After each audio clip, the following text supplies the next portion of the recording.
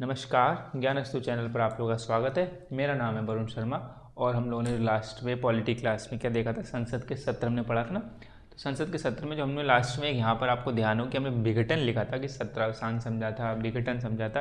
तो सत्रावसान, अगर आप लोग में से कुछ ऑनलाइन में जो नए हैं उनको ये सत्रावसान और विघटन समझ में नहीं आ रहा तो पीछे वाली क्लास में हम लोग सत्रावसान, विघटन और ये बैठक ये क्या होती है पीछे डिस्कस कर चुके। तो एक बार आप पीछे की वीडियो देख लीजिएगा, संसद के सत्र नाम से उसका टाइटल बना हुआ है। बाकी हम लोग इसको आगे बढ़ाते हैं कि सत्रावसान का मतलब क्या है। सत्रावसान जो हो गया होता है तो हमने उसमें एक चीज़ लिखी थी कि जो बिल उसमें चल रहे हैं, कोई प्रस्ताव पारित, जो प्रस्ताव की प्रक्रिया बीच में चल रही है, तो सत्र जब अवसान हो गया, सत्र हट गया, नया सत्र जब चालू होगा तो नए सत्र में क्या है कि वो बिल जहाँ तक उसकी प्रक्रिया चल चुकी है वो वहीं तक रहेगी, वहाँ तक सेव हो जाएगी, समझो एक प्रकार से। अगले सत्र जब स्टार्ट होगा तो अगले सत्र में उसके बाद से प्रक्रिया चालू होगी उसको पारित करने की या फिर अस्वीकृत करने की, जैसा भी हो, लेकिन उसकी प्रक्रिया जहाँ तक हो चुकी है, सत्रावसान जब हो गया, अब अगले सत्र में उसके बाद की प्रक्रिया होगी जितनी बची है। ठीक है, वो क्या प्रक्रिया होती है वो हम आज समझेंगे भी। लेकिन हमने फिर एक देखा था कि विघटन हो जाता है अगर लोकसभा का या फिर राज्यों में देखें तो विधानसभा का। तो जब विघटन हो जाता है तो उस विघटन में क्या है कि हमने एक बार यहाँ पर लिखा था कि नए सिरे से बिल चालू हो जाता है। पिछली वाली क्लास में लिखा था, यहाँ पर तो नहीं लिखा है, पिछली वाली क्लास में है ना। तो विधानसभा में या फिर लोकसभा में क्या है कि जो बिल अगर चल रहा होता है, उसकी प्रक्रिया चल रही होती है, वो कहाँ तक भी पहुँच गई, वो एंड तक पहुँचने वाली हो, जो प्रक्रिया 5 चरणों की एक प्रक्रिया होती है पूरी, वो हम 5 चरण क्या आज समझ भी लेंगे। तो वो प्रक्रिया जो चल रही होती तो उस प्रक्रिया अगर लोकसभा विघटित हो गई या विधानसभा विघटित हो गई, विघटित बोल रहा हूँ यहाँ, ठीक है, तो डिसोल्यूट हो गई अगर वो, तो उसके बाद अब जब लोकसभा नहीं गठित होगी तो बिल्कुल वो बिल जो भी चल रहा हो, जहाँ तक चल गया हो कोई बात नहीं, अब वो फिर से नए सिरे से ही शुरू होगा। ये नहीं कि जहाँ तक हो गया हो और वहाँ से आगे बढ़ेगा। ठीक है, तो लोकसभा और विधानसभा के कंसेप्ट में ये बात कर रहे हैं। लेकिन अभी हम समझते हैं कि जो मैंने कल थोड़ा सा यहाँ पर रह गया था, लिखने के लिए भी 3-4 बातें थी, इसलिए फिर मैंने रहने दिया था। तो मैंने कहा अगली वाली क्लास में डिस्कस कर लेंगे।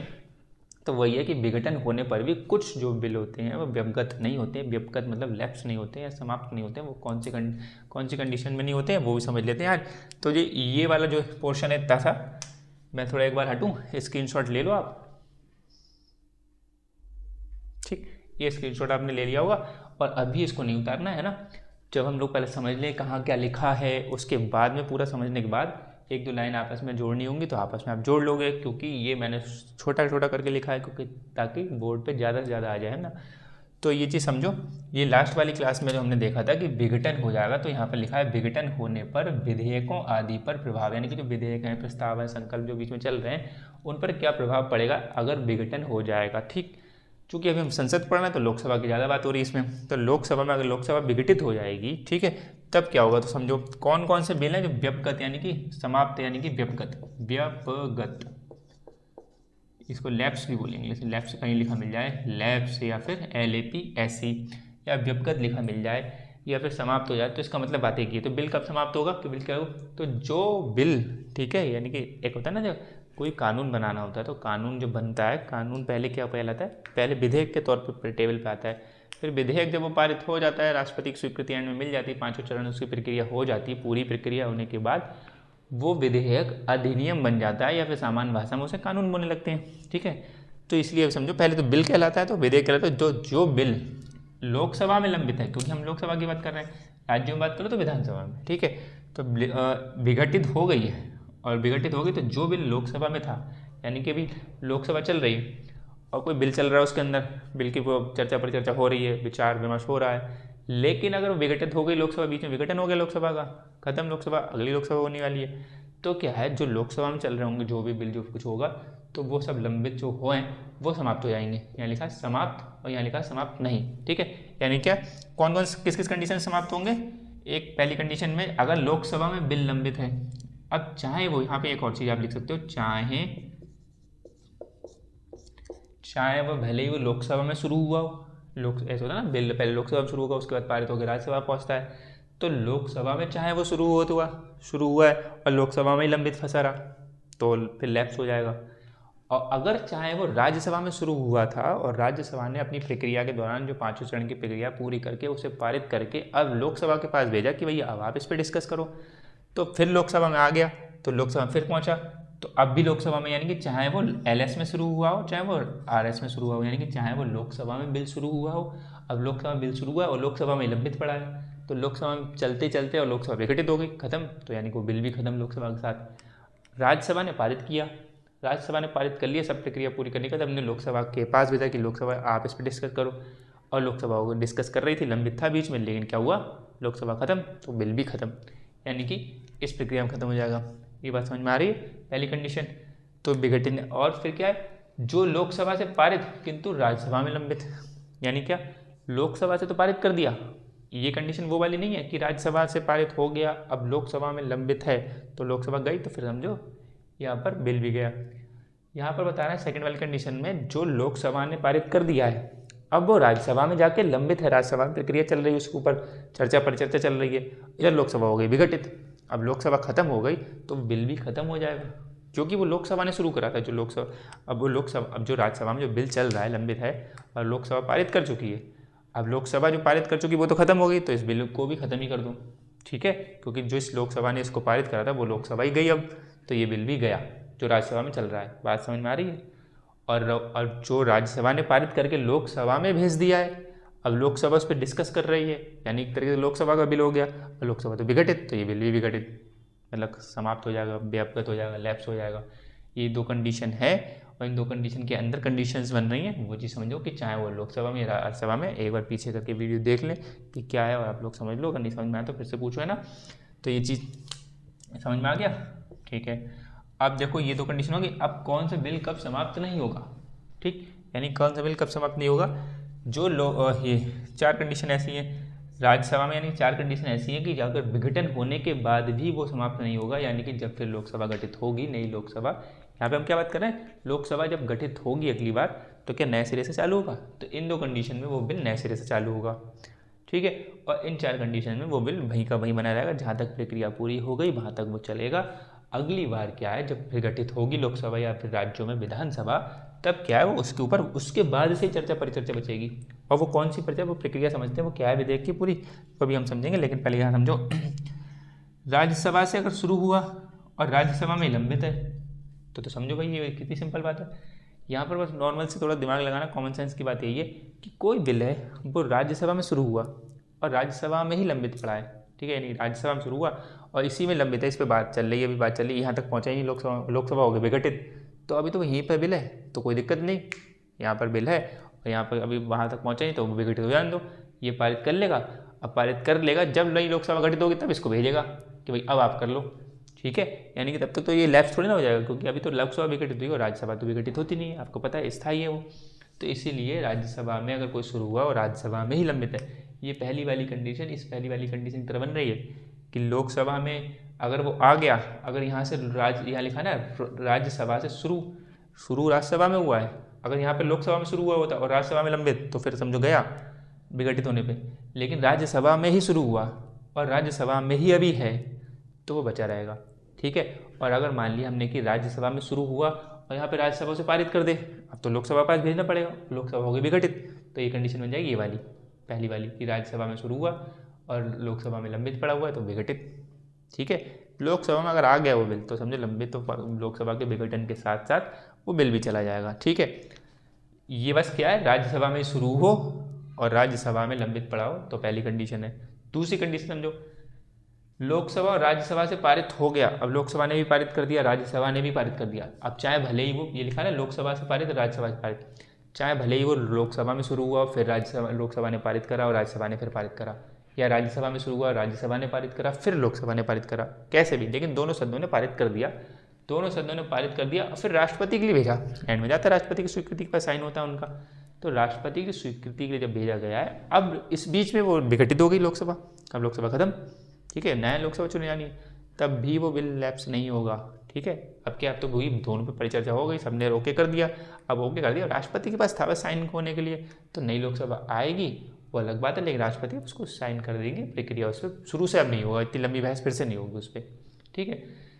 अब तीसरा समझो क्या है, राष्ट्रपति द्वारा पुनर्विचार के लिए, यानी कि राष्ट्रपति के पास जो साइन के लिए आया, अब राष्ट्रपति के पास जब साइन के लिए आया, लेकिन राष्ट्रपति को लगा कि मुझे इस पर कुछ पुनर्विचार के लिए भेजना चाहिए, एक बार विचार करेंगे लोग दोबारा, एक दो पॉइंट यहाँ पे सही नहीं लग रहे हैं, तो राष्ट्रपति के लिए जब राष्ट्रपति पुनर्विचार के लिए भेजेंगे और उतने दौरान विघटित होगी लोकसभा, ठीक है, तो लोकसभा विघटित हो जाएगी, तब क्या है, तब वो बिल लैप्स नहीं होगा, ठीक है, यानी कि लोकसभा और राज्यसभा पारित कर चुके हैं। ये बात समझ में आ रही है।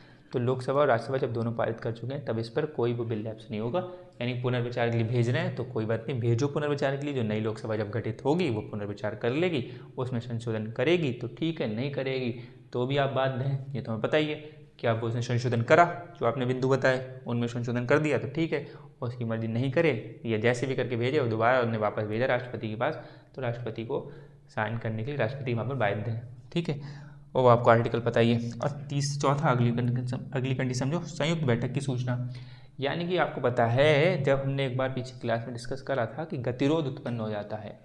जब गतिरोध उत्पन्न हो जाता है तो क्या है, संयुक्त बैठक बैठती है। अब गतिरोध क्या है, थोड़ा सा रुको, हम लोग आगे बस पहुंचने वाले हैं। तो ये गतिरोध लिखा हुआ ना, इस गतिरोध को भी हम समझेंगे, ताकि इसको इरेज कर देंगे तो थोड़ा समझ लेंगे, अभी जगह थोड़ी बच भी नहीं रही है। तो गतिरोध क्या है कि अगर गतिरोध होता है तब संयुक्त बैठक बनती है। ठीक, गतिरोध का मतलब है कि बस इतना मोटा भी यहाँ समझो कि दोनों सदन वहाँ पे राजी ना हो। कि लोकसभा ने पारित करा, लोकसभा में मान लो शुरू हुआ कोई बिल, लोकसभा ने पारित करा, अब हो गया किसके पास, राज्यसभा के पास, राज्यसभा ने मना कर दिया, नो, गतिरोध उत्पन्न, मतलब डेडलॉक की कंडीशन बनना कि भाई आप सहमत हैं लेकिन आप सहमत नहीं हैं, तो अब डेडलॉक बन रहा है। ऐसे ही मान लो राज्यसभा ने पारित करा और लोकसभा के पास भेजा तो डेडलॉक बन गया, एक प्रकार से ऐसा ना। या फिर मान लो कि लोकसभा ने पारित तो करा और राज्यसभा के पास भेजा, राज्यसभा ने कहा कि भैया ये संशोधन कर लो तो ठीक लगेगा, वरना हम इसे रहने देंगे। और राज्यसभा ने जब संशोधन बताया लोकसभा को और लोकसभा ने वो संशोधन नहीं करे तो डेडलॉक बन गया, और कर दिए और पारित कर दिया। संशोधन जो उन्होंने कहा उन्होंने संशोधन मान लिए और पारित कर दिए तो वो डेडलॉक नहीं बनेगा। मतलब गतिरोध का मतलब है कि एक दूसरे राजी ना हो रहे हैं लोग, है ना। या फिर राज्यसभा बिल्कुल कुछ करे ही ना तो भी गतिरोध हम समझेंगे भी क्या है, राज्यसभा बिल्कुल खाली पड़ी रहे, 6 महीने का टाइम है राज्यसभा के पास कि कुछ तो विचार करो, लोकसभा ने पारित करा और कुछ तो विचार करो, तो वो चीज़ समझेंगे अभी क्या चीज़ कंडीशन है गतिरोध वाली। तो यानी जब गतिरोध ऐसे उत्पन्न होता है, जो ये 6 महीने वाली बात है, अभी यहाँ पे सब समझ लेंगे, चिंता मत करो। तो जो ये संयुक्त बैठक की सूचना राष्ट्रपति ने दे दी कि भाई गतिरोध उत्पन्न हो रहा है, और राष्ट्रपति कहते हैं संयुक्त बैठक बैठेगी, अध्यक्ष उसकी अध्यक्षता उसकी अध्यक्ष करेंगे, लेकिन बुलाएंगे कौन, राष्ट्रपति जी। तो राष्ट्रपति कह देंगे भाई इस पर संयुक्त बैठक बैठ के विचार विमर्श करो और इस पर बहुमत से पारित करो, जो भी अपेक्षित बहुमत हो इस बिल पे। इस वाली बात हो रही है, यहाँ पे हम साधारण विधेयक पढ़ेंगे वो अलग है, लेकिन ये चीज़ थोड़ी सी अलग है। यहाँ पर बता रहे हैं कि कोई संयुक्त बैठक के लिए राष्ट्रपति ने सूचना दे दी है कि संयुक्त बैठक बैठेगी और इस पर चर्चा होगी। तो फिर अगर मान लो विघटित हो गई लोकसभा, तो जब लोकसभा गठित होगी तब फिर से संयुक्त बैठक बनेगी और फिर से चर्चा होगी, लेकिन वो बिल जहाँ तक हो चुका वहाँ पर सेव हो जाएगा, उसके बाद आगे उससे डिस्कस होगा, यानी कि ये नहीं कि नए सिरे से शुरू होगा। मेन चीज़ ये है कि लोकसभा विघटित हो रही है, तो लोकसभा जब विघटित हो रही है तो लोकसभा में कुछ लंबित बिल है तो वो गया लोकसभा के साथ साथ, चाहे वो लोकसभा में शुरू हुआ हो तो फिर गया ही, कि लोकसभा में शुरू हुआ था और लोकसभा में शुरू हुआ और लोकसभा में ही लंबित है तो गया। विघटन के साथ में लोकसभा जब गई तो लोकसभा के साथ गया, लोकसभा में शुरू हुआ, लोकसभा पारित होकर राज्यसभा में पहुंच गया है तब भी गया, क्योंकि वो लोकसभा का बिल था एक प्रकार से, ठीक है। और लोकसभा से पारित की तो राज्यसभा में लंबित, वहाँ लंबित है तब भी गया। तो ये चीज़ समझने नहीं, लोकसभा का बिल वाली बात है, तो लोकसभा के विघटन के साथ साथ लोकसभा का बिल चला जाएगा। तो ये कंडीशन हो गई हमारी पुरानी वाली, ये बाहर लिख लेना, समझ लेना अच्छे से ये क्या चीज़ थी। अब मैं इसको थोड़ा इरेज कर रहा हूँ, ठीक, इस चीज़ को मैं कर दूँ इरेज, तो ताकि आप लोग एक बार चाहे नहीं लिखा तो एक बार फिर से एक बार स्क्रीन शॉट ले लो इसका, ठीक। और आप लोग तो देख ही लो, ले लेना स्क्रीन शॉट। तो ऐसा इसलिए इरेज कर रहा हूँ मैं इसको कि एक दो कुछ लिखना होगा तो मेरे पास स्पेस मिल जाएगा मुझे, है ना। तो इसको इरेज कर दे थोड़ा जल्दी जल्दी। डस्टर से क्या है ना, उससे आवाज़ थोड़ा माइक में जा जाती है, इसलिए कपड़ा उठा लेते हैं। डस्टर थोड़ा सा वो सूख चुका है, घिस घिस आवाज़ ज़्यादा माइक में जाती है, इसलिए मैं कपड़ा ले रहा हूँ। हाँ, हालांकि आवाज़ तो कपड़े की भी थोड़ी बहुत जा ही रही होगी, क्योंकि जब वो घर्षण लगता है ना, फ्रिक्शन वाली बात आ रही है तो उससे साउंड निकल रहा है। सही है, बैठे रहो भी एक मिनट को आप लोग। चलो इतना स्पेस काफ़ी, हाँ मतलब बहुत नहीं है, ठीक है, लेकिन फिर भी है तो स्पेस तो है, दिख तो जाएगा, आप लोगों को दिखेगा। अच्छा समझो, हम पढ़ ले रहे हैं कि अब जो एक तरीके से समझो आज की क्लास ये क्या है, आज की क्लास है, अब जो पीछे वाली क्लास थी वो उतना पोर्शन समझो पीछे वाली क्लास का था। आज की क्लास अब हम लोग स्टार्ट कर रहे हैं, ठीक है। तो फिर नमस्कार, मेरा नाम है वरुण शर्मा, ज्ञानस्तु चैनल पर आप लोगों का स्वागत है ना। तो हम लोग स्टार्ट ये कर रहे हैं कि आज की क्लास में एक तरीके से ये हम पढ़ेंगे संसद में विधि निर्माण की प्रक्रिया, जो ऊपर लिखी हेडिंग। अब जो पीछे आपने संसद के सत्र बनाई थी ना हेडिंग, वो हेडिंग थी, वो संसद के सत्र वहाँ हो गए, उसके बारे में जानकारी ले ली जो इतनी लेनी थी। अब एक हेडिंग, नई हेडिंग बनाओगे आप, जिसमें लिखोगे, ये हेडिंग नहीं बनेगी, संसद में विधि निर्माण की प्रक्रिया, यानी कि विधायी प्रक्रिया, लेजिस्लेटिव प्रोसीजर।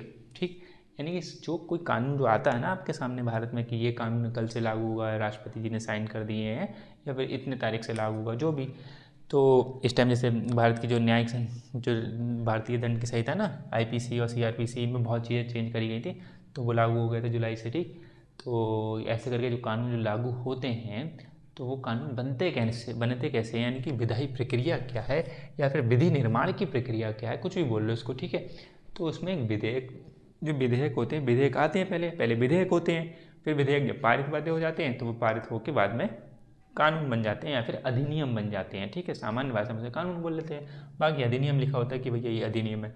तो संसद में अब विधि निर्माण की प्रक्रिया हम पढ़ रहे हैं, ये हेडिंग है और उसको हम समझ लेते हैं। अभी समझो पहले विधि निर्माण की प्रक्रिया कि संसद में कोई, हमने ये तो पता है अब आप लोगों को कि भैया पहले विधेयक होता है, यहाँ पे समझो, यानी कि पहले क्या है, विधेयक होगा। कोई भी जब कुछ इंसान कोई वहाँ पे जो सदस्य है संसद का, वो पारित करवाना चाह रहा है, कोई चीज़ कानून बनवाना चाह रहा है, तो पहले उसको विधेयक कहेंगे, यानी कि बिल कहेंगे इसे। और जब वो पारित हो जाएगा, प्रक्रिया गुजर के जाएगी, सब पूरी प्रक्रिया से इससे गुजर के जाएगा वो, जब प्रक्रिया पूरा हो जाएगा, यानी कि एंड में राष्ट्रपति जी आएंगे, यहाँ पर राष्ट्रपति जी साइन करेंगे। 5 चरण होते हैं पूरे, हम समझेंगे भी चरण। तो ये पूरी प्रक्रिया में 5 चरण होते हैं, 5 चरण। तो ये 5 चरण से पूरे गुजरने के बाद अब वो विधेयक क्या बन जाएगा, अधिनियम, अधिनियम, यानी कि इंग्लिश में ऐसे बोलेंगे एक्ट, ऐसी बोलचाल भाषा में, सामान्य भाषा में क्या बोल रहे हैं, कानून। ठीक है, बात समझ में आ गई? तो इतना समझ में आया होगा कि ये विधेयक, अब जो विधेयक है ये जो कौन ला रहा है, ये ला रहा है कौन, सांसद जी। ठीक है, संसद के सदस्य, या बेटर रहेगा सदस्य लिख लें हम लोग ना, सदस्य। और सदस्य किसके, सदन के। सदन कौन, संसद, यानी कि लोकसभा और राज्यसभा। ठीक है, सदन का मतलब हमें पता है, संसद का मतलब राष्ट्रपति जी भी हैं, लेकिन नॉर्मल टर्म में लोकसभा राज्यसभा ध्यान रखो। बाकी 79 में हाँ राष्ट्रपति हैं, तो वो भी ध्यान तो रखना ही है जब क्वेश्चन बने तब, लेकिन वैसे नॉर्मल भाषा में संसद का मतलब लोकसभा राज्यसभा ध्यान रखो, बाकी राष्ट्रपति हैं उनको अलग से ध्यान रखो, क्योंकि वहाँ बार बार बीच में थोड़ा राष्ट्रपति कोई सदस्य थोड़ी ना है। तो सदन के सदस्य, यानी कि जो भी लोकसभा होंगे तो लोकसभा के सदस्य, और राज्यसभा हो तो राज्यसभा के सदस्य, वो विधेयक पारित करेंगे, पहले लेके आएंगे, विधेयक को लेके टेबल करते हैं, फिर चर्चा परिचर्चा प्रक्रिया से गुजरेगा सब, वो समझेंगे भी क्या है। लेकिन ये समझे, यानी कि ये विधेयक कौन लेके आ रहा है, कोई व्यक्ति है, वो व्यक्ति क्या है, सदन का सदस्य है। अब इतना समझे, अभी थोड़ा मैं एक चीज़ और बता रहा हूँ आपको, फिर इरेज करना पड़ रहा, तो एक बार और इरेज करते हैं। अब एक चीज़ समझो कि विधेयक जो है ना, वो 2 प्रकार के हो जाएंगे यहाँ पर। अब आपका होगा, हमने 4 प्रकार के पढ़े हैं, पीछे आपने बताया था सब शुरुआत में वाली पहली क्लास में, 4 प्रकार के विधेयक, साधारण विधेयक, धन विधेयक, वित्त विधेयक और संविधान संशोधन विधेयक। संशोधन विधेयक ना, जो 4 विधेयक पढ़े थे मैं शुरुआत में, बिल्कुल देखा था बहुमत की क्लास में, उसके बीच में भी 1-2 बार मैं और समझा था। लेकिन अभी मैं 2 प्रकार को बोल रहा हूँ, वो समझो। विधेयक 2 प्रकार के कैसे बनेंगे, देखो विधेयक के प्रकार जो हम बांटेंगे, तो प्रस्तुतिकरण के आधार पर अगर बात करें, तो कौन प्रस्तुत कर रहा है, यानी कि प्रस्तुत कौन कर रहा है, उसके हिसाब से 2 प्रकार के विधेयक बोले जाते हैं। प्रस्तुत कौन कर रहा है, तो 2 प्रकार के विधेयक कौन से हो गए, एक तो सरकारी विधेयक, ठीक है, हाँ सही कह रहे हैं, और एक होगा क्या, गैर, ये जो मैं यहाँ लिखा है ना, इसमें लिख सकते हो ये सब चीज़ें, उसके बाद हम लोग लिखेंगे, ठीक है।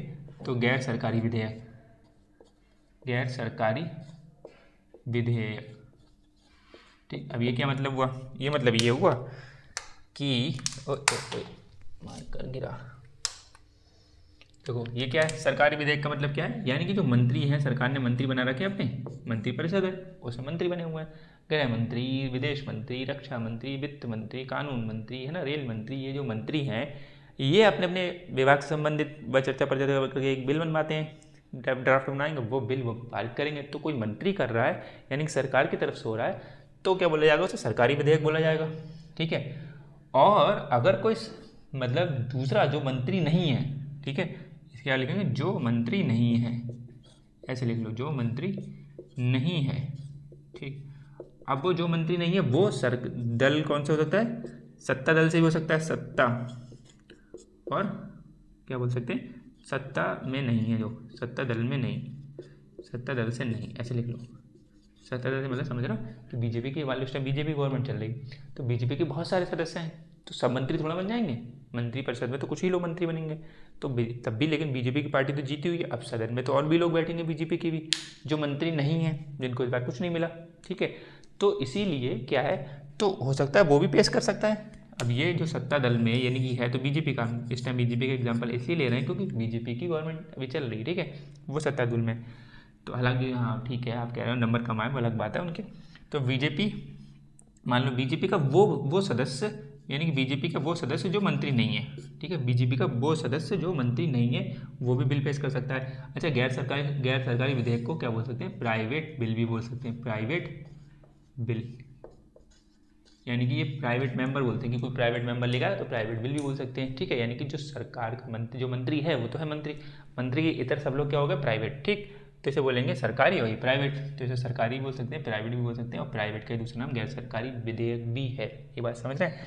तो सत्ता सत्ता दल से नहीं, तो बीजेपी का जो सदस्य अब वो सत्ता दल का है वो प्राइवेट कहलाएगा क्योंकि वो मंत्री नहीं बना हुआ है, और बाकी तो विपक्ष में जो है वो तो मंत्री है ही नहीं। तो जब वो मंत्री नहीं है तो वो लोग प्राइवेट कहलाएंगे। तो ये लोग विधेयक लेके आए तो बोला जाएगा गैर सरकारी विधेयक और सरकारी विधेयक।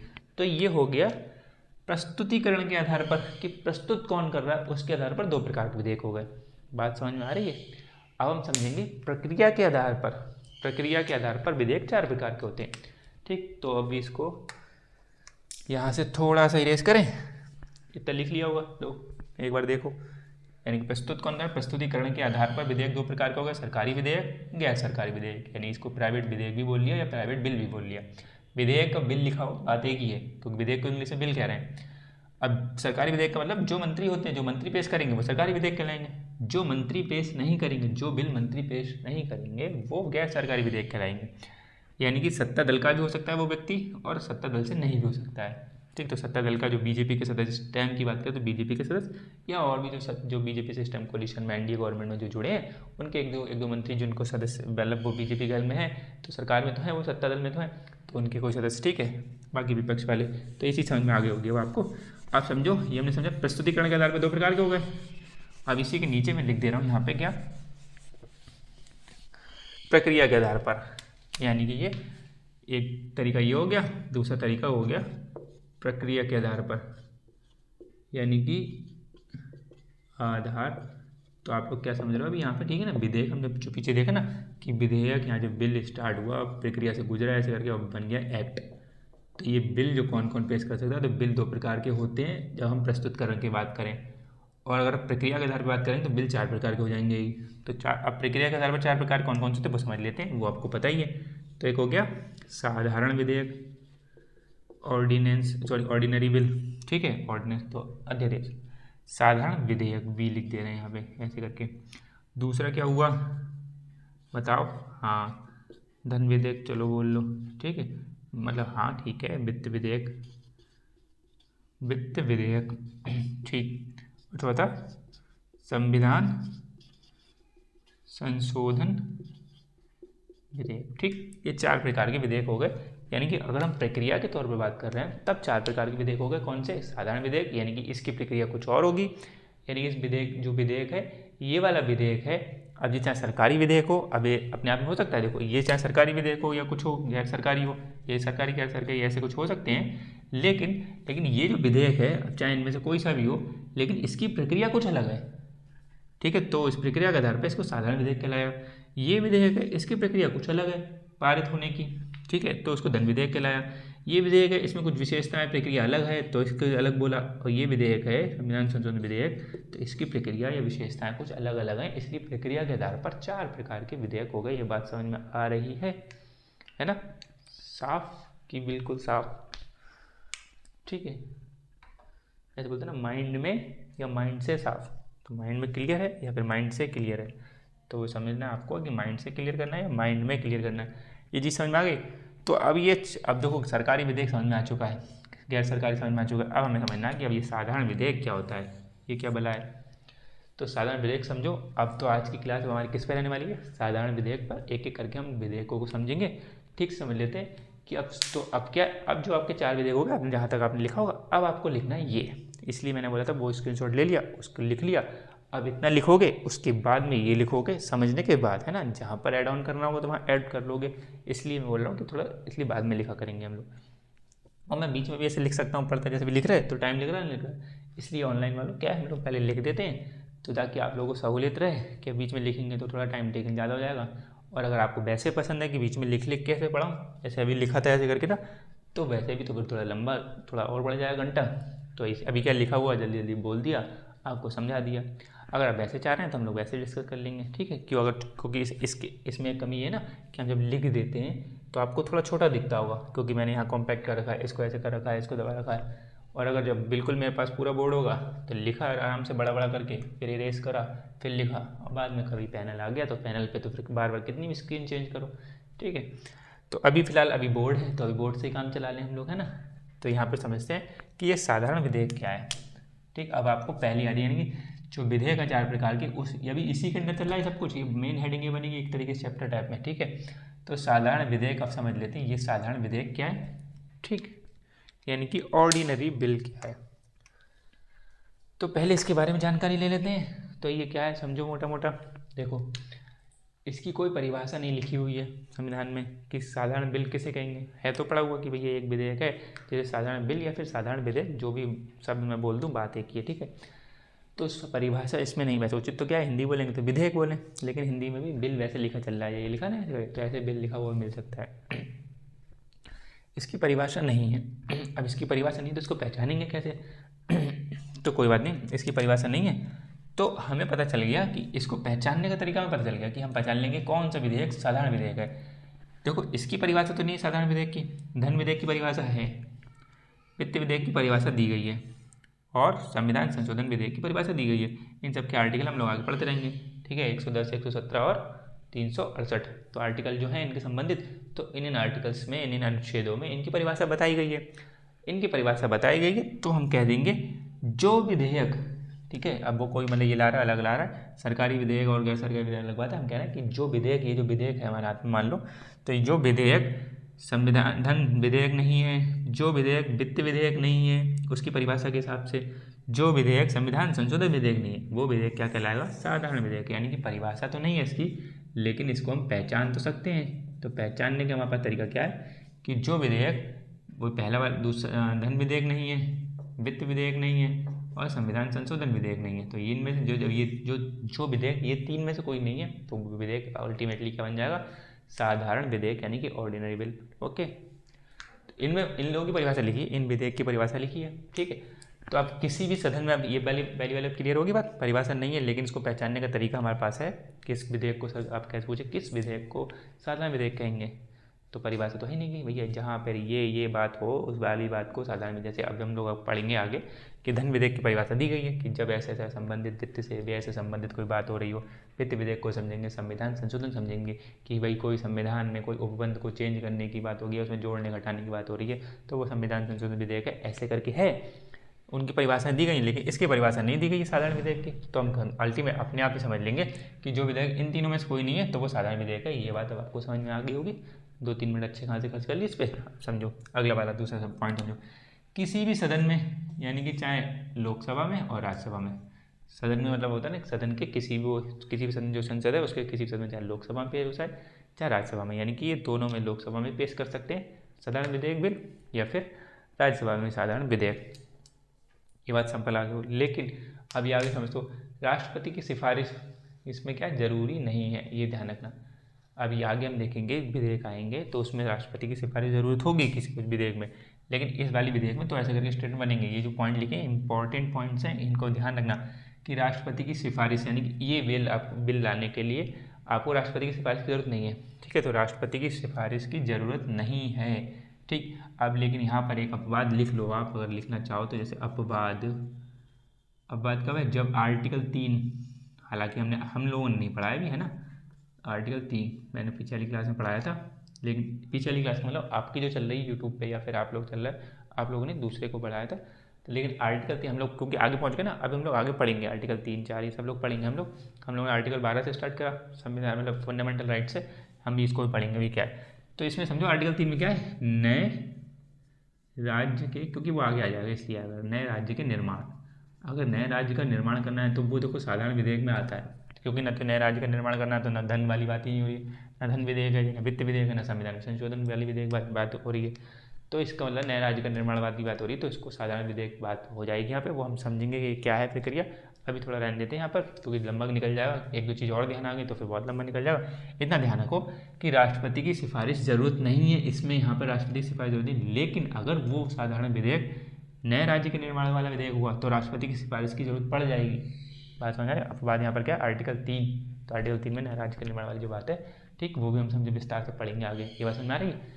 वैसे साधारण विधेयक में राष्ट्रपति की सिफारिश की जरूरत नहीं है, लेकिन अगर नए राज्य के निर्माण की बात हो रही है तो फिर क्या है, आपको राष्ट्रपति की सिफारिश की जरूरत पड़ेगी। ठीक, साधारण विधेयक है तो किससे कौन से बहुमत से पारित होगा, साधारण बहुमत से। ऐसा मैच कर गया तो कॉन्स्टिट्यूंट है, ठीक है।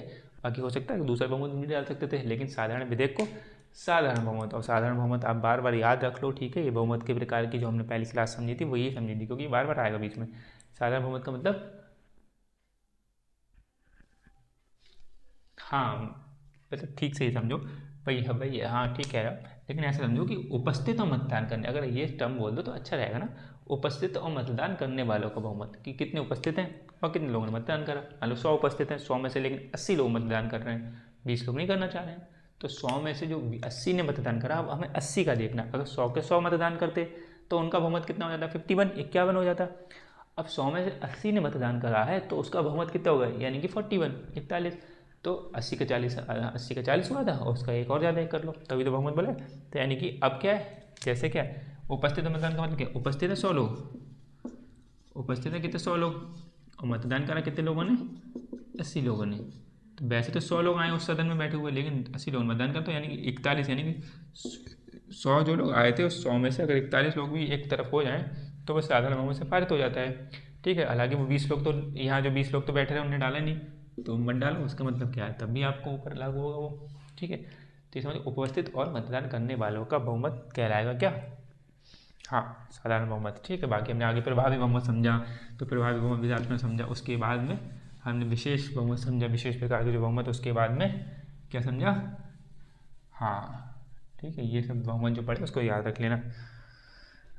अब समझो ये हो गया साधारण बहुमत। अब देखो आगे, अब समझ लो गतिरोध वाला थोड़ा एक बार फिर से, हमने पिछले वाली क्लास में डिस्कस करा और इसी क्लास में थोड़ा पीछे भी डिस्कस करा था यहाँ पे, लेकिन अब मैं ठीक से एक बार समझा देता हूँ, तब कोई दिक्कत नहीं होगी। गतिरोध अगर हो गया साधारण विधेयक पर, तब संयुक्त बैठक बैठेगी। आगे देखेंगे किसी आगे वाले विधेयक आएंगे, जो पहला विधेयक पढ़ा ना पहले प्रकार का, आगे 3 विधेयक और हैं, तो उनमें एक दो में संयुक्त बैठक नहीं बैठेगी, तो समझेंगे वो भी। संयुक्त बैठक मतलब दोनों लोग, हाँ लोकसभा और राज्यसभा के संयुक्त बैठेंगे मिलके, और फिर वोटिंग करेंगे, चर्चा परिचर्चा के बाद वोटिंग होगी, सीधे वोटिंग ही होगी, चर्चा परिचर्चा कहाँ होगी। तो गतिरोध समझो, गतिरोध 3 कारणों से बनेगा यहाँ पे, यानी कि गतिरोध के क्या होंगे 3, ऐसे दिख जाएगा हाँ ठीक है। तो ये 3 तरह से गतिरोध यहाँ लिख रहा हूँ मैं, 3 तरह से। तो हो सकता है जब आप ये वाला बिंदु लिखो ना, ये वाला बिंदु, तो इसके जो ये जो इसके अगला बिंदु लिखने से पहले यहीं पे लिख लेना नीचे इसी के, गतिरोध 3 तरीके से, 3 तरह से गतिरोध। अब 3 तरह कौन कौन से ये समझो, समझते ना ध्यान से, पहला हम समझ लेते हैं। देखो लोकसभा में बिल आया मान लो, ठीक है, लोकसभा में बिल आया और वो पहुंचा राज्यसभा में, लोकसभा में मतलब पारित कर दिया, यहाँ पे ये हो गया यस, अब यस हो गया तो पहुंचेगा राज्यसभा में। अब राज्यसभा के पास ऑप्शन क्या है, राज्यसभा कर दिया तो यस, तो नीचे लिख दे रहा हूँ यहाँ पे, या तो कर दे राज्यसभा यस, राज्यसभा कर दे नो, राज्यसभा कुछ कर दे संशोधन, ठीक है, या राज्यसभा बैठे रहे खाली, या लिख दिया खाली। खाली का मतलब राज्यसभा कुछ भी नहीं करे, ना यस करे ना नो करे ना संशोधन करे। तो क्या गतिरोध देखो क्या बनेगा, लोकसभा ने करा यस, पारित करके भेजा राज्यसभा के पास, राज्यसभा ने कर दिया यस, तो यहाँ से भी यानी कि देखो एल एस पारित, आर एस ने भी पारित कर दिया, तो गतिरोध तो बना ही नहीं, कोई डेडलॉक कंडीशन तो बनी नहीं।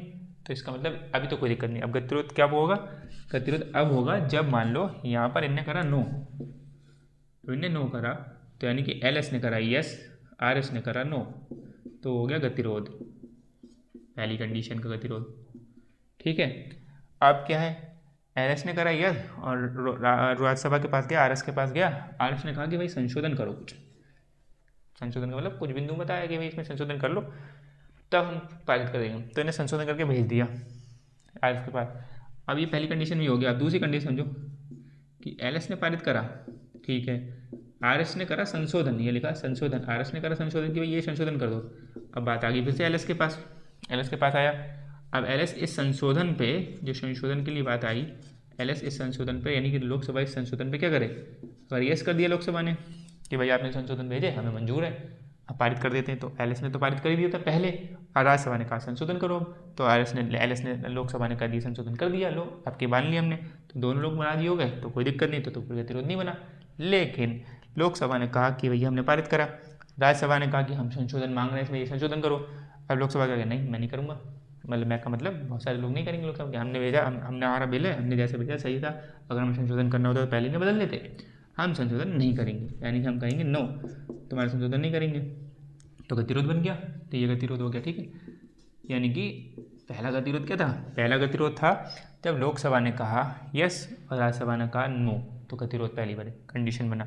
अब लोकसभा ने करा यस और राज्यसभा ने कहा कि संशोधन करो, हम चलो नो तो नहीं कर लेंगे, संशोधन कर लो। अब संशोधन करने की जब बात कही ने, तो संशोधन में लोकसभा ने मना कर दी कि हम संशोधन नहीं करेंगे। अब हम संशोधन नहीं करेंगे तो इसका मतलब हो गया गतिरोध, ये कंडीशन में तीसरा कंडीशन गतिरोध कब बनेगा, मान लो लोकसभा ने पारित कर दिया बिल, यस, राज्यसभा के पास पहुंचा, राज्यसभा बैठे रहे खाली, जब खाली बैठे थे और 6 महीने तक खाली बैठे थे, 6 माह तक खाली बैठे थे, ठीक है। यानी कि राज्यसभा ने ना यस करा ना नो करा, ना संशोधन के लिए भेजा, कि ना तो यस करा उस पर, ना तो नो करा, और ना संशोधन के लिए भेजा लोकसभा के पास। और ऐसे करते करते 6 महीने बीत गए।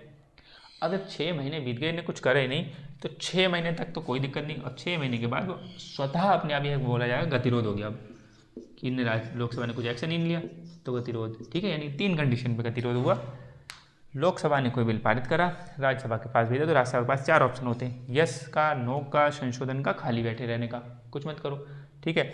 तो यस वाले पे हो जाएगा तो गतिरोध बने नहीं, तो गतिरोध कब बनेगा, जब नो करेगा, पहला गतिरोध। अगर मान लो संशोधन भेजा और संशोधन लोकसभा ने नहीं माना, तब गतिरोध। अगर संशोधन अब फिर खाली बैठ रहे और 6 महीने तक खाली बैठ रहे, 6 महीने का टाइम हो गया साधारण विधेयक की कंडीशन में, यहाँ ये 6 महीने वाली बात साधारण में ध्यान रखना, आगे 14 दिन की बात आएगी हम समझेंगे, लेकिन इसमें साधारण विधेयक में यहाँ 6 महीने लिखा है, ठीक है। तो 6 महीने की बात हम लोग यहाँ पर गतिरोध समझ रहे हैं, यहाँ पर आगे वाले में 14 दिन आएंगे, वो समझेंगे आगे वाले बिल में, ठीक है। तो ये क्या है, इसमें इसी ध्यान रखना कि कहाँ पे 6 महीने है, कहाँ पे 14 दिन है। तो 6 महीने तक राज्यसभा ने कुछ नहीं करा साधारण विधेयक पर, तो गतिरोध मान लिया जाएगा अपने आप। अब इनमें जब गतिरोध बनेगा, जब यहाँ पे गतिरोध बना पहला वाला, मान लो या दूसरा वाला कहीं, जब जब गतिरोध बनेगा, तब राष्ट्रपति कहेंगे ठीक है यार, दोनों लोग लड़ रहे हो आपस में, हमने कभी तुम भेज रहे हो, कभी दोनों लोग आपस में लड़ो, दोनों लोग साथ मिलकर बैठो, तो राष्ट्रपति बुला लेंगे, दोनों लोग साथ मिलकर बैठेंगे, अब साथ में वोटिंग करो, चलो अब साथ में वोटिंग होगी, फिर पारित हुआ तो पहले साधारण बहुमत होगा, फिर से साधारण बहुमत वाली बात चली ना, तो दोनों लोग बैठे मिल गए, तब दोनों लोग बैठेंगे, लोकसभा में कितने, हाँ 543, और राज्यसभा में कितने, हाँ ठीक है 245।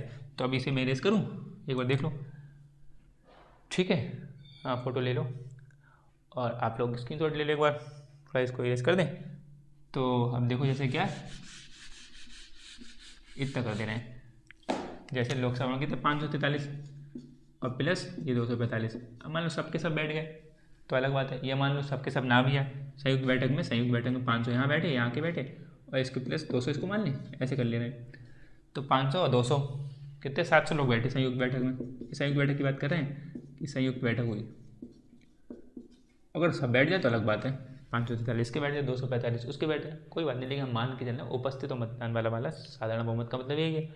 अब उपस्थित और कितने 700 लोग, अब इसमें भी मतदान की बात आ रही, साधारण बहुमत का तो मतलब वही है, ठीक है। या मान लो सबके सभी कर रहे हैं, ठीक है, और सबके सब करते हैं, ऐसी बात है नहीं, लेकिन सबके सब कर रहे हैं, तो आधा इसका कितना हुआ 350, ये तो हुआ, और 350 इधर, तो 350 एक कोई भी इधर आया, यानी कि 351, तो 351 700 में से 351 लोगों ने अगर पक्ष में राजी हुए तो पक्ष में राजी हुए तो वो पारित हो जाएगा, और विपक्ष में राजी हुए तो वो पारित नहीं होगा, दोनों मिलकर सॉल्यूशन हो जाएगा, फिर गतिरोध वाली बात ही नहीं आएगी, क्योंकि राष्ट्रपति ये कहेंगे यार बहुत लड़ रहे तुम लोग, संग में बैठो मिलके, है ना।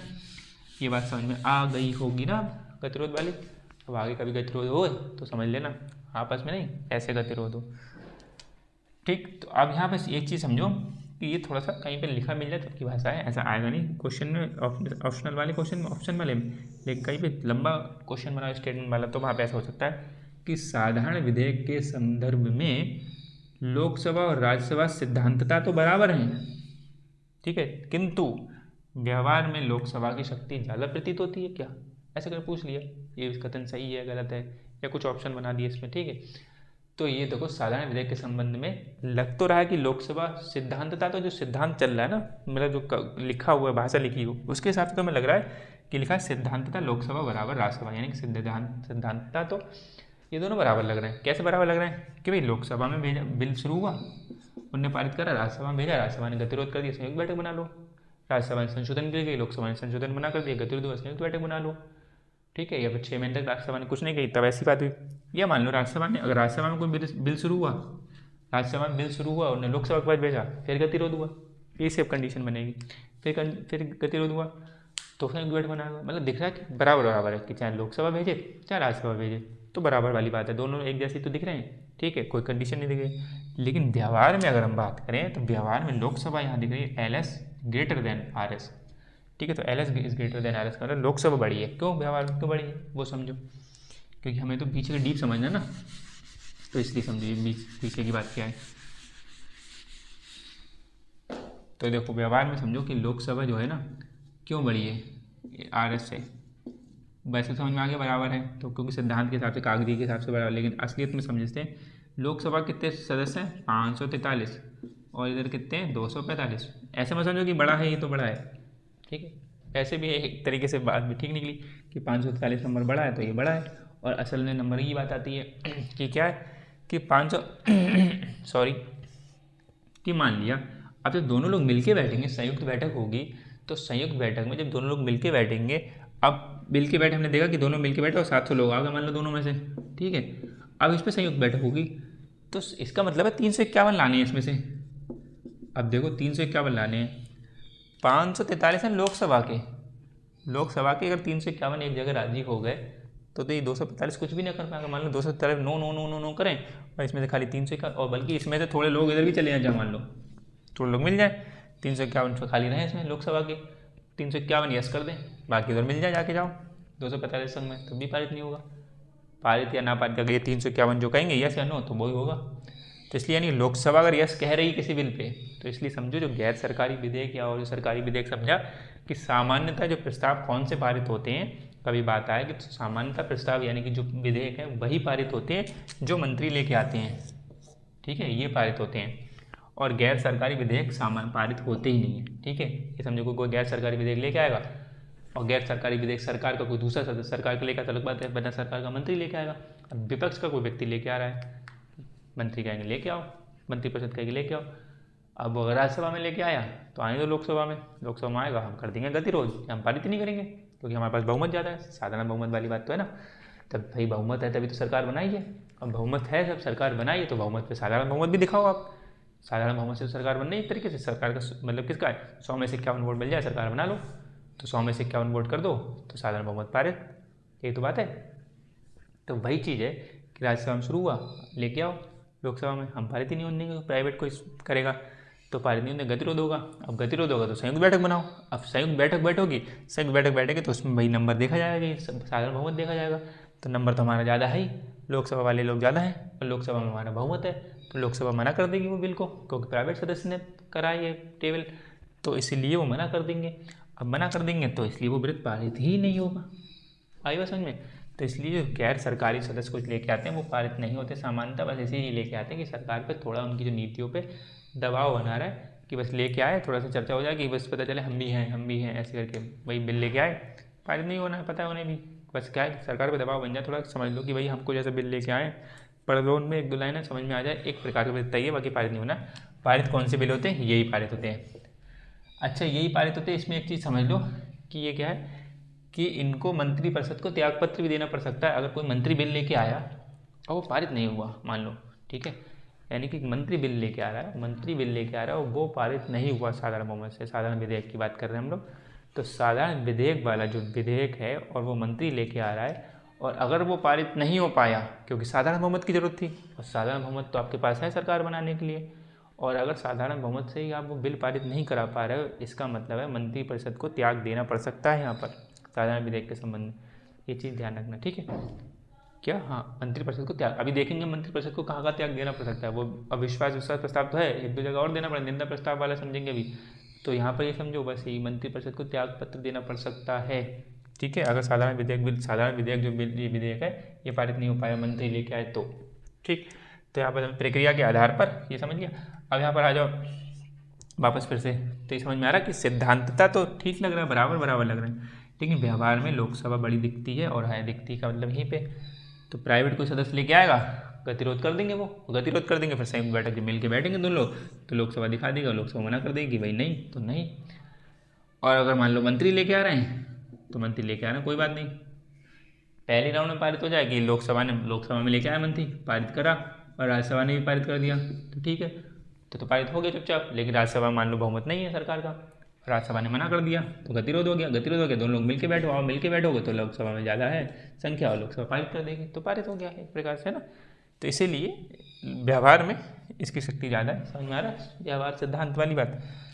अब आगे देखो, और बस क्या राज्यसभा के पास कितनी शक्ति है, 6 महीने की अधिकतम निलंबनकारी, ठीक है, यानी विलम्ब करवा सकता है बस खाली, कि ठीक है हमें पता है भैया मंत्री कोई बिल लेके आया पारित तो होना ही होना है, क्योंकि साधारण बहुमत से बात हो रही है, कोई बिल का मतलब हम लोग यहाँ पे ये इसके बात कर रहे हैं, ठीक है, धन वित्त विधेयक की भी बात नहीं कर रहे हैं, कोई बिल का मतलब कोई मंत्री कोई वाला बिल लेके आया नहीं, कि साधारण विधेयक जो बिल लेके आया है, तो साधारण विधेयक जो लेके आया मंत्री लेके आया पारित तो होना ही होना है राज्यसभा का। लेकिन मैं ज़्यादा से ज़्यादा कितना नुकसान कर सकता हूँ, इतना कर सकता हूँ कि 6 महीने तक कर सकता हूँ, कि लोकसभा ने करा पारित। अब लोकसभा ने करा पारित, अब पता है कि भैया ये बिल तो पारित होना ही होना है, तो राज्यसभा के पास पहुँचेगा, तो राज्यसभा भी नो कर दे, तो फिर गतिरोध होगा, तो फिर फटाफट पारित हो जाएगा। यस कर दे चुपचाप, तो भाई पारित तो हो ही गया फिर। तो यस नहीं करना चाहिए, तो नो कर देगा, गतिरोध होगा, अगले दिन तुरंत ही संयुक्त बैठक बुलवा लेंगे राष्ट्रपति से कह के। संयुक्त बैठक कौन बुलाएगा, राष्ट्रपति। तो मंत्रिपरिषद तुरंत कहेगी इनने गतिरोध कर दिया, अगले दिन ही बुलवा लेगी संयुक्त बैठक, ये देर नहीं लगाएगी बिल्कुल भी मंत्रिपरिषद कि 2 दिन बाद बुलवा संयुक्त बैठक। संयुक्त बैठक में राष्ट्रपति को बुलाते हैं, और राष्ट्रपति बुलाते तो हैं, और लेकिन किसके कहने बुलाएंगे, मंत्रिपरिषद की। लोकसभा में जो बिल पारित किया मंत्री ने कहा हमने बिल पारित करा, राज्यसभा ने मना कर दिया, तो हो गया गतिरोध। अब गतिरोध हो गया तो फिर भाई बुलाओ संयुक्त बैठक, राष्ट्रपति तुरंत अगले दिन संयुक्त बैठक बुलाएंगे, संयुक्त बैठक बैठेगी, वोटिंग होगी, संयुक्त बैठक में वोटिंग हुई, लोकसभा में जनसंख्या ज़्यादा है 543 है, तो 543 है और वहाँ पे बहुमत है सरकार का, तो फिर जीत जाएंगे फिर। लेकिन राज्यसभा कहेगी अगर हमने नो कर दिया तो गतिरोध हो गया, अगले दिन बुला लेंगे संयुक्त बैठक, नहीं मैं रोकूंगी थोड़े दिन, तो राज्यसभा रोकेंगे।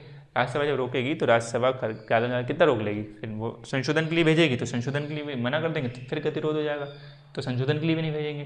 तो इसलिए कहेंगे मैं कुछ नहीं कर रहा हूँ, कुछ नहीं करेंगे, अब 6 महीने तक कुछ नहीं कर सकते, बस 6 महीने से बाद अभी जैसे 6 महीने हो गए उस दिन उस तारीख के बाद वो अपने आप गतिरोध माना जाएगा, अगले दिन ही संयुक्त बैठक बुलवा लेंगे। तो यानी कि राज्यसभा ज़्यादा में ज़्यादा 6 महीने तक खींच सकता है बस, ठीक है। यानी किसी बिल को आज बिल टेबल हुआ वहाँ पर वो प्रक्रिया पूरी हुई, अब प्रक्रिया समझेंगे भी क्या है तब आपको और क्लियर हो जाएगा, ठीक है। तो राज्यसभा के पास ज़्यादा 6 महीने तक की वो शक्ति है, विलम्ब की शक्ति इतनी है। जब राष्ट्रपति के पास हो जाएगा, लोकसभा राज्यसभा पारित हुआ या लोकसभा में राज्यसभा पारित नहीं हुआ, संयुक्त बैठक के बाद पारित हुआ, कि संयुक्त बैठक हुई उसमें वोटिंग हुई फिर पारित हुआ, ठीक है। तो पारित होने के बाद राष्ट्रपति के पास पहुंचता है, राष्ट्रपति के पास आया, राष्ट्रपति ने अपना पेन उठाया, राष्ट्रपति को या तो स्वीकृति दें उसको, या राष्ट्रपति उसको अस्वीकृत करें, या राष्ट्रपति उसे पुनर्विचार के लिए भेजेंगे, है ना, ये तो चीज़ करेंगे। तो वो चीज़ आपको पीछे पता ही है, 74(1) पढ़ते हैं, आर्टिकल 74 क्लॉज 1 है ना, 74 क्लॉज 1, और फिर हाँ आर्टिकल 111 जहाँ से वीटो निकलते हैं, ठीक है। तो ये फिर क्या है, तो स्वीकृति दें या फिर अस्वीकृत कर दें या फिर पुनर्विचार के लिए भेजें, ये बात समझ में आ रही है। अब क्या है, अब एक चीज़ समझ लो कि प्राइवेट और मंत्री वाली बात क्या है। देखो हाँ, अगर ऑनलाइन मैं कह रहा हूँ, अगर लेक्चर लंबा मुझे दिखेगा, अभी तो टाइमिंग नहीं दिख रही मुझे, तो अगर लेक्चर लंबा दिखेगा तो मैं इसको स्प्लिट कर दूँगा 2 पार्टों में, ठीक है। तो एडिट करके वहाँ पर मैं कोशिश करूँगा कि इसको पार्ट 1 पार्ट 2 लिख दें। आप लोग अभी पढ़ो आराम से, ठीक। हाँ थकान ठीक है, अगला ठीक है। ऑनलाइन में मैं कह रहा हूँ कि अगर लेक्चर थोड़ा लंबा दिखेगा तो मैं इसको स्प्लिट कर दूंगा, आप उसी टाइम अगली वीडियो आपको तुरंत भी मिल जाएगी, मतलब जो अभी यहाँ पे होगा उसके कुछ घंटों बाद अगली वीडियो मिल जाएगी आपको, ठीक है, अगर लंबा दिखेगा तो। लेकिन ये धन विधेयक तो कम से कम साधारण विधेयक तो हो जाए, उसके बाद विधेयक हम सोचेंगे अगले विधेयक पढ़ें, ये तो कम से कम एटलीस्ट पढ़ लें पहला विधेयक, आराम से वरना चटर पटर बोल के जल्दी निकल जाओ, साधारण विधेयक ही होता है। लेकिन इसके बाद आपको कहीं पर साधारण विधेयक पढ़ने की जरूरत नहीं पड़ेगी। मैंने अपने नोट से, किताब से, आर्टिकल से, नेट से, सब जगह पढ़ के ठीक से ले आऊँ, कुछ भी बचेगा नहीं इसके बाद, ठीक है। इसकी मेहनत है, तो जो मेरी मेहनत है उसको आप सराहो और उसको देखो, इसके बाद कहीं जाने की जरूरत नहीं पड़ेगी। ऑनलाइन में इतना कह रहा हूँ कि अगर लंबी वीडियो हो जाएगी तो मैं कट कर दूंगा, यहाँ पे लिख के आ जाएगा एंड में पार्ट 1 या फिर पार्ट 2 कमिंग सून ऐसे लिख के आ जाएगा, और वही कटिंग वाला अगला आ जाएगा, ठीक है। इतना आप थोड़ा सा सपोर्ट करें।